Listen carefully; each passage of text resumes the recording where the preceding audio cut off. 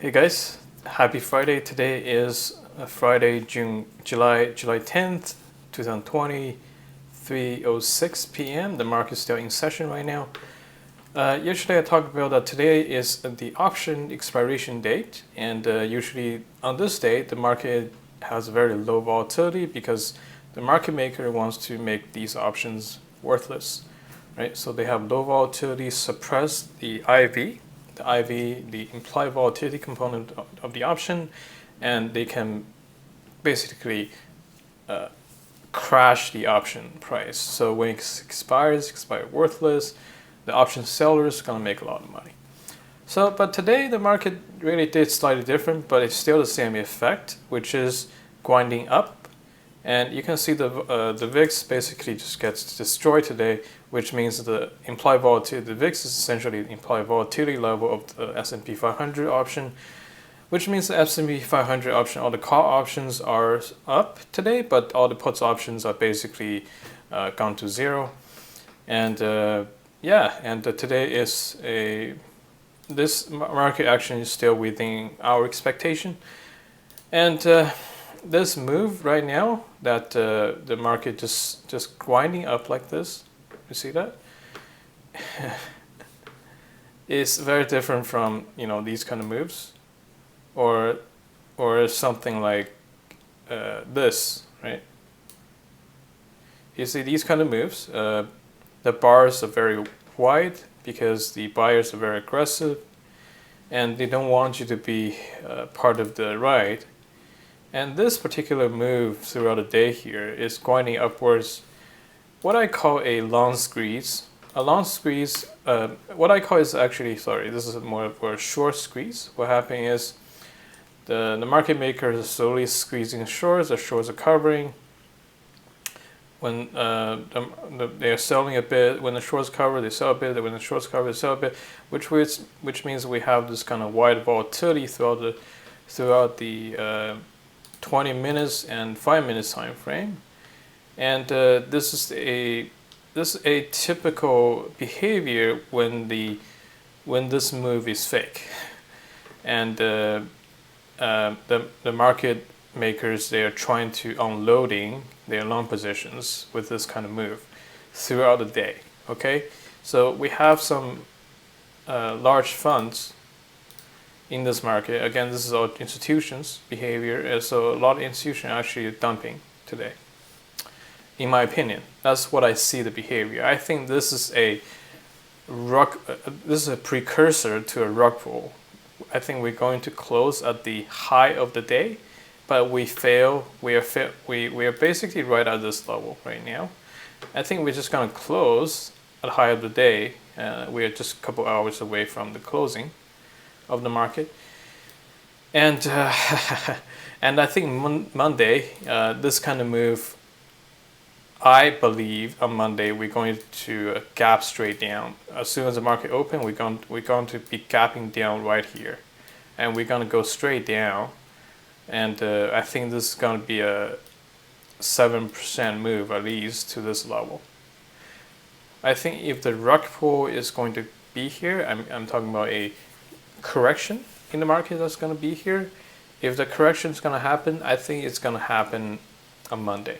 And this behavior on Friday is a potential indicator of that Monday gap down.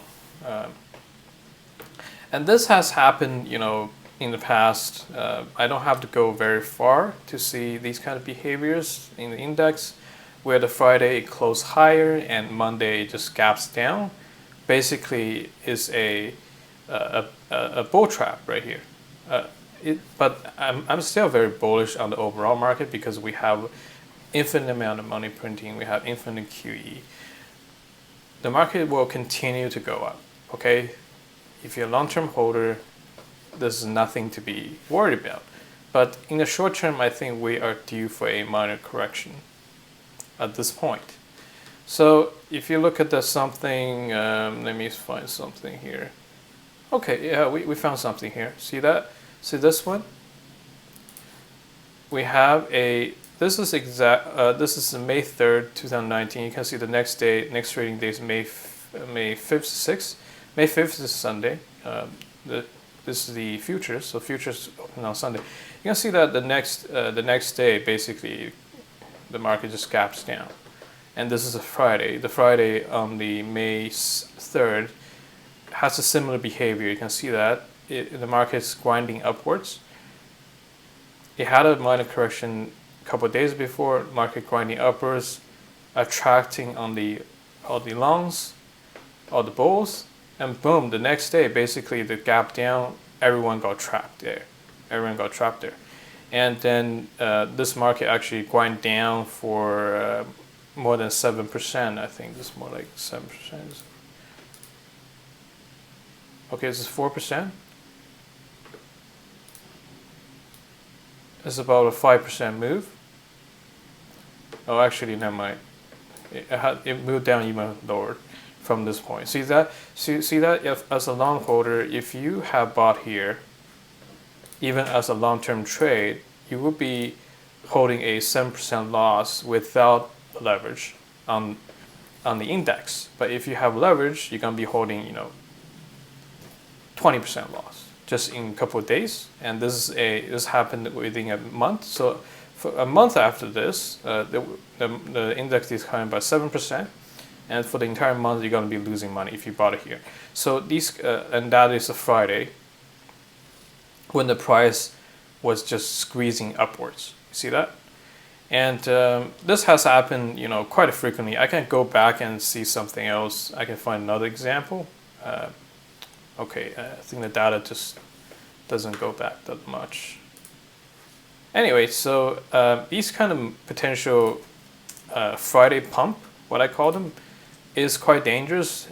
If you chase right now, you're gonna be hurt. And we haven't been able to break through this level. Until we go above this, any of these moves are just a short-term way of trying to attract long holders and bulls. And the market could do anything. Okay, the market could, on Monday if it gaps up, I mean, like this scenario would be wrong, right? So, and it could happen, but what I've seen so far that if it does that, I don't think today's movement would be like this. I would be expecting something like this, just flat, and the Monday just gaps up, right? Because they don't want you to be there. They don't want the average investor to be in a rally. Right? They would use the futures if they really want the market makers, the huge hedge funds. If they really want to bring the market to a new high, they wouldn't do that during the trading session on Friday. They would do something like a flat Friday or downwards Friday, then gap up. Then the future opens on Sunday. They would just gap up, they would just trade the futures because most retail investors don't have access to futures. So they would use the futures and trade the future all the way up to a very high level above this level. Then on the Monday open, all the retail traders has to buy at the high because there's going to be a huge gap, right?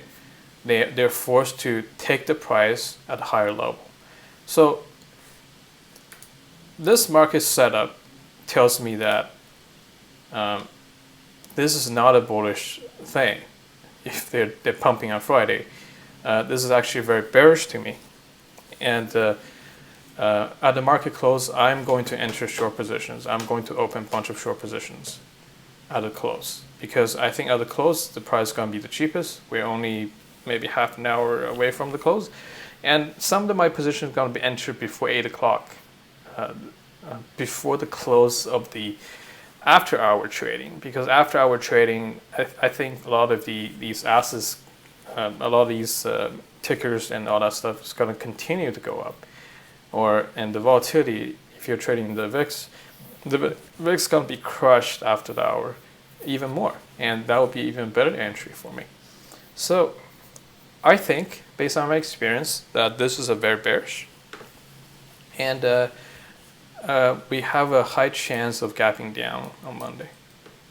Okay, let's take a look at all the other markets. Cryptocurrency market, I've been following this. You can see the cryptocurrency market today has a divergence going on. It's now following the stock market, right? The cryptocurrency market right now has a high correlation to stock market, but today the stock market went up, but cryptocurrency market did not follow. Did not follow at all, actually. It just stayed completely flat today. And that just tells me, it doesn't tell me anything actually. Just an interesting observation. Okay. All right, so that's all I want to talk about today. Hope you guys enjoy your weekend, and see you next time.